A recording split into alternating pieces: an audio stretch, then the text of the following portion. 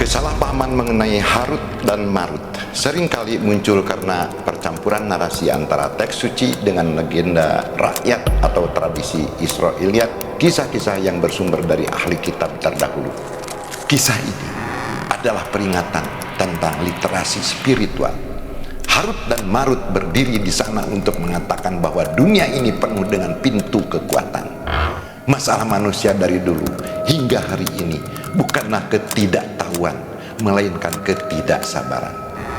Kita seringkali lebih memilih menghancurkan diri sendiri demi memiliki daripada bersabar untuk memahami.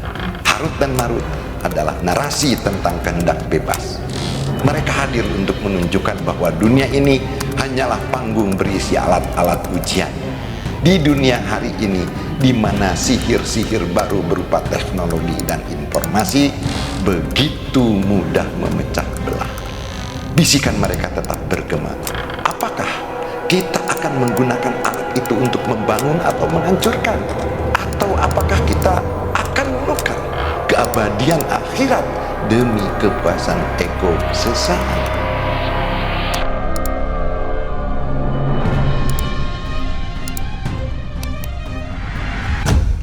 Ada beberapa kesalahpahaman yang utama sering ditemukan pada masyarakat hari ini. Yang pertama, anggapan bahwa mereka adalah malaikat yang jatuh atau berdosa. Banyak cerita populer menggambarkan Harut dan Marut sebagai malaikat yang menyombongkan diri di hadapan Allah, merasa lebih baik dari manusia, lalu dihukum karena jatuh dalam godaan wanita atau zuhroh dan minuman keras. Padahal dalam akidah Islam, malaikat adalah makhluk yang tidak memiliki hawa nafsu dan selalu patuh kepada Allah. Mayoritas ulama menekankan bahwa keberadaan mereka di bumi bukan karena hukuman, melainkan murni sebagai tugas dan ujian atau fitnah bagi manusia. Yang kedua, menganggap mereka sebagai sumber kejahatan. Mayoritas cerita yang beredar mengaitkan mereka dengan ilmu sihir. Sebagian orang mengira Harut dan Marut adalah sosok jahat atau sekutu setan. Padahal Al-Quran menyatakan bahwa mereka tidak mengajarkan sesuatu kepada siapapun sebelum memberi peringatan. A'udzubillahi minasyaitonirrajim. Innama nahnu fitnatung fala takfur. Sesungguhnya kami hanyalah cobaan bagimu, sebab itu janganlah kamu kafir. Surat Al-Baqarah ayat 102. Mereka adalah instrumen ujian, sedangkan yang melakukan kejahatan adalah manusia yang memilih menggunakan ilmu tersebut untuk hal buruk. Yang ketiga, keyakinan bahwa mereka masih dihukum di Gua Babilonia. Ada mitos yang menyebutkan bahwa hingga hari ini Harut dan Marut masih digantung terbalik di sebuah gua di Babilonia sebagai siksaan hingga hari kiamat. Padahal cerita ini tidak memiliki dasar yang kuat, baik dari Al-Quran maupun hadis sahih. Ini lebih bersifat dongeng atau cerita rakyat yang berkembang untuk menambah dramatisasi kisah mereka. Keempat, mengidentikan sihir dengan trik sulap modern. Seringkali orang menyamakan sihir yang dipelajari di masa Harut dan Marut dengan trik kecepatan tangan atau ilusi panggung masa kini.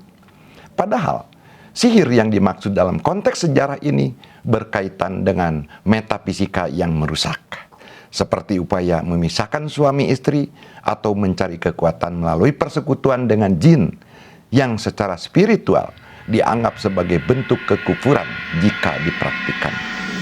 Dan yang kelima adalah anggapan bahwa mereka adalah manusia biasa. Sebagian kecil penafsir modern mencoba merasionalisasikan kisah ini dengan menyebut Harut dan Marut adalah dua raja atau pria soleh, bukan malaikat. Padahal meskipun ada perbedaan dalam qiraat, cara baca yang memungkinkan penafsiran dua raja atau malikain, mayoritas ulama dan teks utama tetap merujuk pada mereka sebagai dua malaikat yang turun dengan otoritas dari Allah. Kesimpulannya, Kesalahpahaman terbesar adalah mengubah narasi ujian menjadi narasi kriminalitas. Harut dan Marut hadir sebagai kertas ujian, namun manusia seringkali menyalahkan kertasnya daripada orang yang gagal menjawab ujian tersebut dengan benar. Di bawah langit Babilonia yang berkilauan oleh kemajuan ilmu pengetahuan, namun mulai rapuh oleh kemusyrikan, Harut dan Marut turun menginjakan kaki di bumi. Mereka tidak datang membawa pedang atau kehancuran, melainkan membawa ilmu yang begitu tajam hingga mampu menyayat batas antara kebenaran dan kesesatan. Kala itu, setan-setan tengah menyebarkan fitnah besar bahwa kemegahan kerajaan Nabi Sulaiman berasal dari ilmu sihir, bukan dari kekuasaan Allah. Disinilah Harut dan Marut memainkan peran mereka sebagai instrumen pembeda. Sebagaimana firman Allah dalam Al-Quran, A'udzubillahi minasyaitonirrajim. Wa ma kafara Sulaimanu walakinna syayatin wa kafaru yu'allimunan nasa sir. Wa ma unzila 'alal malakaini bibabila Haruta wa Marut. Padahal Sulaiman tidak kafir, tidak mengerjakan sihir. Hanya setan-setan itulah yang kafir mengerjakan sihir. Mereka mengajarkan sihir kepada manusia dan apa yang diturunkan kepada dua orang malaikat di negeri Babil, yaitu Harut dan Marut. Surat Al-Baqarah ayat 102. Harut dan Marut adalah simbol ujian yang terbuka. Harut dan Marut tidak pernah menjebak siapapun. Setiap jiwa yang datang kepada mereka untuk mempelajari rahasia-rahasia langit dan bumi selalu disambut dengan peringatan yang menggetarkan. Mereka berdiri sebagai penjaga pintu ujian yang jujur. Sebelum satu kalimat sihir pun diajarkan, mereka akan menegaskan, A'udzubillahi minasyaitonirrajim. Wa ma yu'allimani min ahadin hatta yaqula innama nahnu fitnatun fala takfur. Sedang keduanya tidak mengajarkan sesuatu kepada seorang pun sebelum mengatakan, sesungguhnya kami hanyalah cobaan bagimu. Sebab itu janganlah kamu kafir. Surat Al-Baqarah ayat 102. Meski peringatan telah diberikan secara nyata, syahwat manusia akan kekuasaan dan kendali atas sesama seringkali lebih kuat daripada rasa takut mereka kepada pencipta. Banyak dari penduduk Babilonia yang mengabaikan peringatan tersebut. Mereka bukan mencari ilmu untuk mengenal keagungan Tuhan, melainkan mencari cara untuk merusak tatanan paling sakral dalam hidup manusia, ikatan pernikahan. Al-Quran menggambarkan betapa destruktifnya pilihan manusia kala itu. A'udzubillahi minasyaitonirrajim. Fayata'allamuna minhuma ma yufarriquna bihi bainal mar'i wa zawjih. Maka mereka mempelajari dari kedua malaikat itu apa yang dengan sihir itu mereka dapat memisahkan antara seorang suami dengan istrinya. Surat Al-Baqarah ayat 102. Kisah Harut dan Marut ditutup dengan sebuah pengingat yang agung tentang kedaulatan Tuhan. Bahwa sehebat apapun sihir yang dipelajari manusia dan sekuat apapun ujian yang dibawa oleh kedua malaikat tersebut, tidak ada satupun hal di alam semesta ini yang dapat terjadi tanpa izinnya. Wa ma hum bidarrina bihi min ahadin illa biidznillah. Dan mereka itu ahli sihir, tidak memberi madarat dengan sihirnya kepada seorang pun kecuali dengan izin Allah. Surat Al-Baqarah ayat 102. Narasi Harut dan Marut dalam pandangan Islam adalah kisah tentang kehendak bebas. Allah menurunkan ujian melalui kedua malaikat ini untuk melihat siapa yang akan tetap teguh pada tauhid dan siapa yang akan menukarkan akhiratnya dengan kesenangan dunia yang menipu.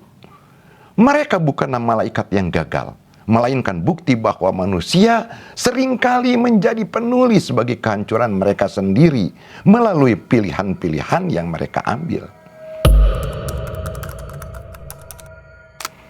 kisah Harut dan Marut yang terbentang dari antara pilar-pilar Babilonia bukan sekedar fragmen sejarah yang membeku.